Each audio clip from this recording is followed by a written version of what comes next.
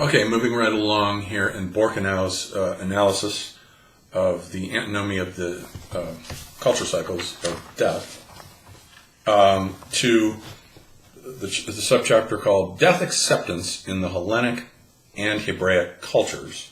So we move from death transcendence with the first generation of civilization with the Mesopotamians and the Egyptians to now, after a terribly traumatic dark age that hit the Eastern Mediterranean around 1200 BC, to the rise of two separate cultures, the Hellenic on the one hand and the Hebraic on the other, both very different cultures. And as we have seen in discussing with Spengler, the one is intensely ahistorical. The Hellenic culture just as simply is amnesic almost about history. But on the other hand, the Hebraic is just the opposite. The Hebraic is the one that introduces history and the importance of time and the unfolding of temporality and the uniqueness of events. So the Hebrews are intensely historical. The Old Testament is a document of ancestors where they remember all their ancestors and all their deeds, from Adam all the way down the line there to the prophets.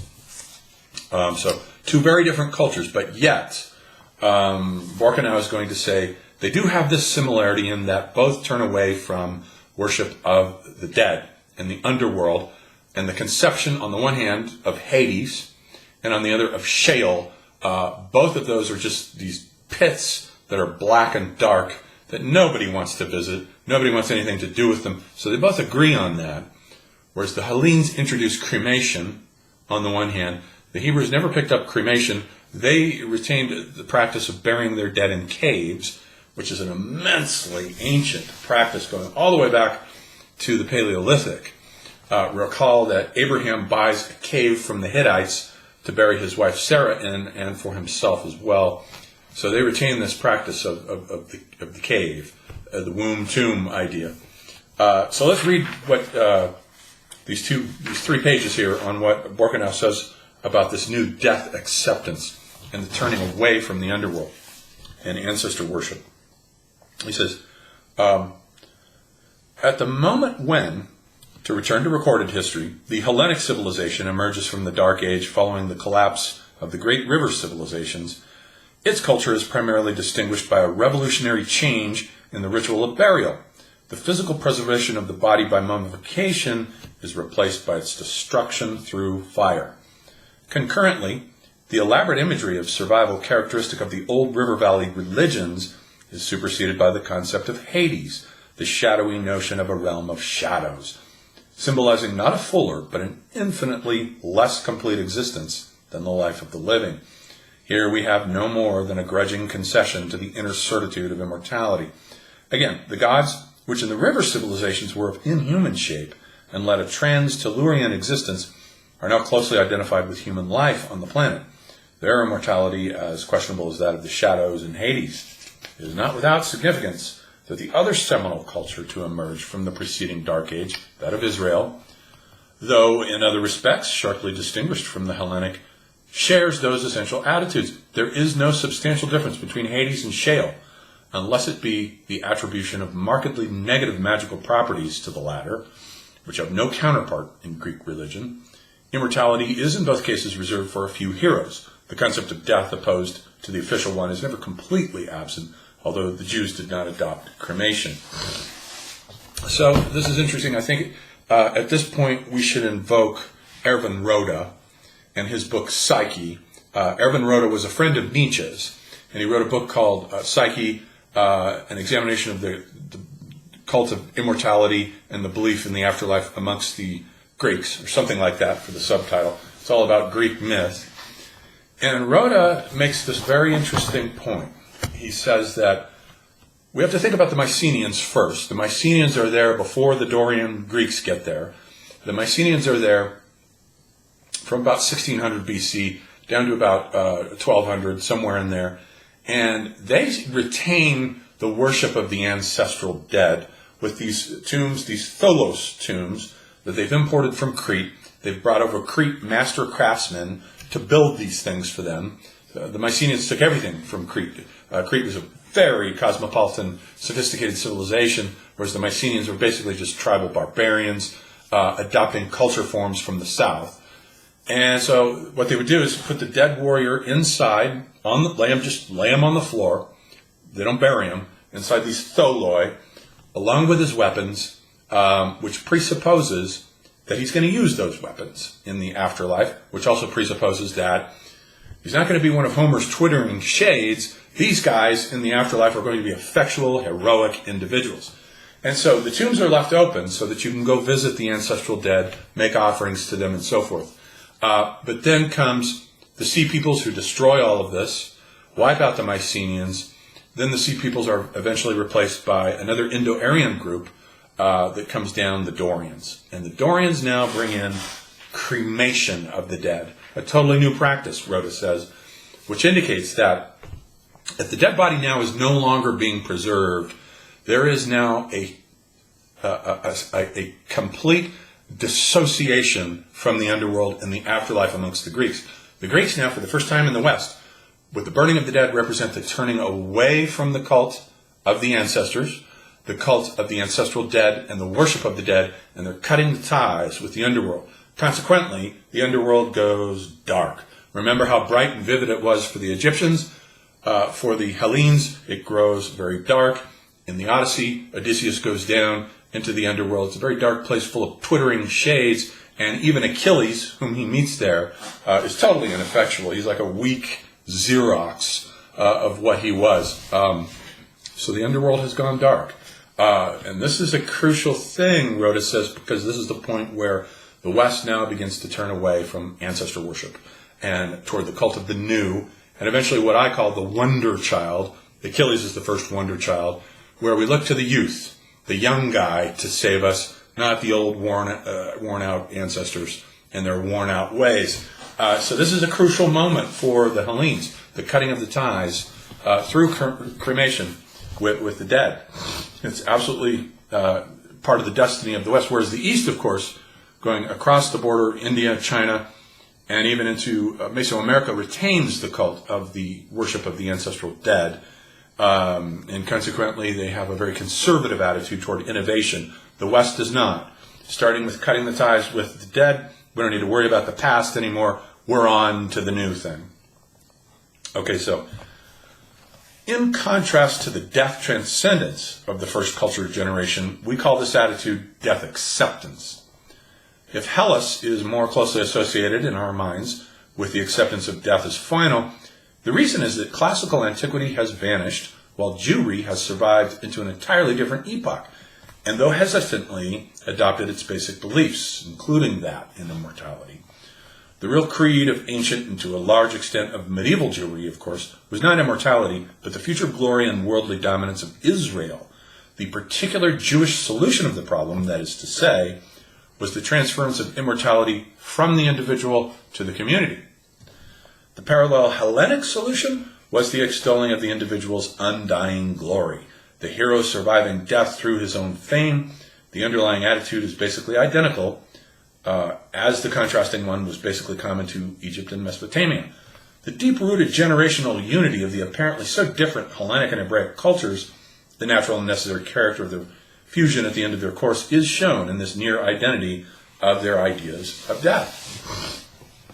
The increasingly hectic effort in both cultures to give a quality of eternity to life in this world, in the Hellenic in the form of posthumous glory and eternal beauty, in the Hebraic in the form of eschatological prophecies, is of course also the chief symptom of the silent continued effectiveness of the belief in immortality in both cultures, and its rebellion against their death-accepting solution.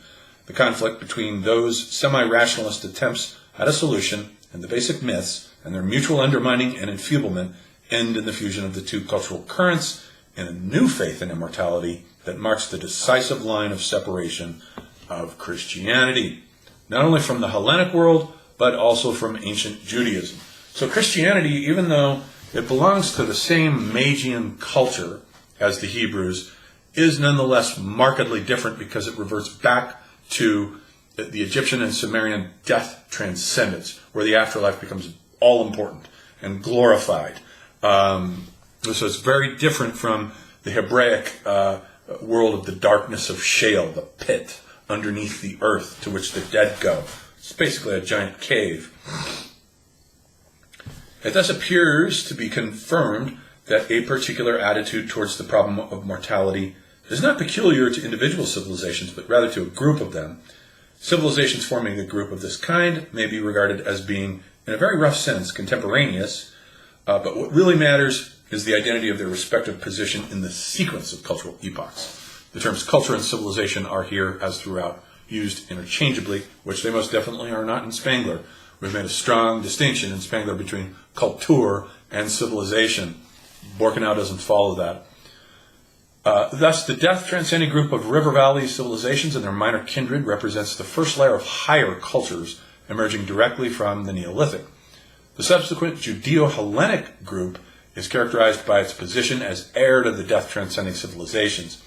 The cycle of cultural units, definable in terms of their attitude to death, is thus wider than the culture cycle of individual civilizations identified by Spengler and Toynbee. And of course, the two cultures, the Hellenic and the Hebraic, become intermixed after the death of Alexander, and we have the problem of the breakup of this empire into three provinces. In Egypt, we have the Ptolemies, who rule there. In the Near East, we have the Seleucids, and the Seleucids are the Greek rulers over Palestine. And in the north, we have the other group. I've forgotten. For some reason, I just forgot. The third group. But the main problem is the war between the Ptolemies in Egypt and the Seleucids in Palestine. Both are Greek dynasties who are trying to overcode the Magian Hebrew world that's trying to get on its legs and produce a civilization that is independent of the Hellenic world, and they can't because these two groups are fighting. And Antiochus IV Epiphanes is the guy who went into Jerusalem and insisted that Zeus be worshipped instead of Yahweh. So they tried to replace Yahweh with Zeus and force the Hebrews to worship this god. And the Maccabees refused to do it, and so we get a boundary act, the Maccabean Revolt, which is a complete rejection of the Greek overlordship over Palestine, and especially over Jerusalem. And the Maccabees win. They chase out the Greeks, and for a while then they get up and running, and it's a Hebrew society, but they can't get along either. There's so many different clans, Sadducees and Pharisees, Zealots.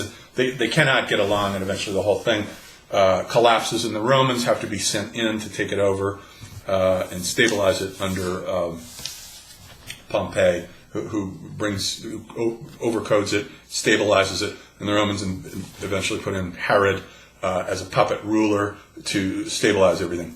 So, but that tells you that there was a savage boundary act for the Maccabees to get rid of the Greek influence. They're two very different cultures, despite what Birkenau is saying here about the attitudes which they share toward death and the afterlife, not being very much interested in it. In almost every other respect, they disagree on everything, as the Maccabean Revolt shows. And the Maccabean Revolt is what I call a boundary act, which is exactly analogous to the boundary act of the Greeks against the Persians, with Marathon and the 300 in Thermopylae. That was a successful boundary act as well, getting rid of the Persians. So that has to be considered here. He says, secondly, the swing of the pendulum from one attitude towards death to the other, which takes place between the rise and fall of one and the same civilization, also applies to the relation between one group and the next. The River Valley cultures were death-transcending, while the Judeo-Hellenic group was characterized by death acceptance.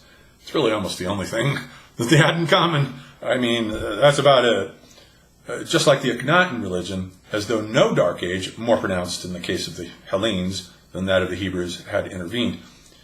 The second group starts where the earlier one left off, and thus begins its march with a set of beliefs the exact opposite of those of its predecessor in the corresponding early period. In consequence, its own life cycle proceeds, so to speak, in the reverse direction.